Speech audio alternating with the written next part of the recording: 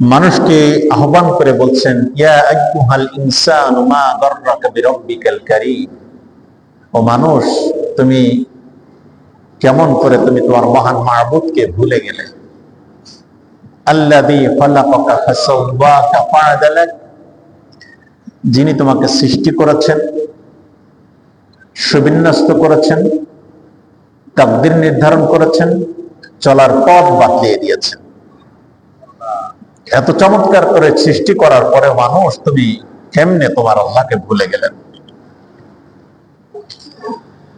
ফি আইয়ি সূরাতিন মা শাআ রাক্কাবাক, তিনি যেমন করে তোমাকে সাজাতে চেয়েছেন সেই সুন্দর আকৃতি দিয়ে তোমাকে সৃষ্টি করেছেন। সুবহানাল্লাহ। এই যে আমরা এখানে কতগুলো মানুষ বসে আছে, দেখেন একজন মানুষের সাথে আরেকজন মানুষের চেহারার কোনো মিল নেই, একজন মানুষের নাকের সাথে আরেকজন মানুষের নাকের মিল নেই। প্রতিটি মানুষকে নিখুঁত পরিকল্পনা দিয়ে সৃষ্টি করেছেন। কে সৃষ্টি করেছেন একটু বলেন? আল্লাহ সুবহানাহু ওয়া তাআলা সৃষ্টি করেছেন। সেই আল্লাহ সুবহানাহু ওয়া তাআলা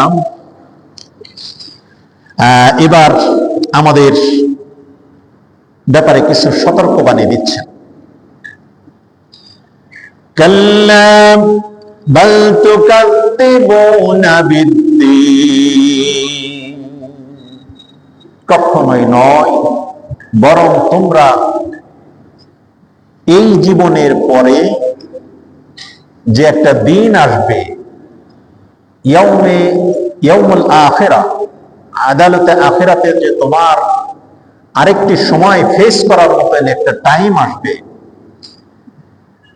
দুনিয়ার কোন মোহ তোমাকে তোমার সে একটা টাইম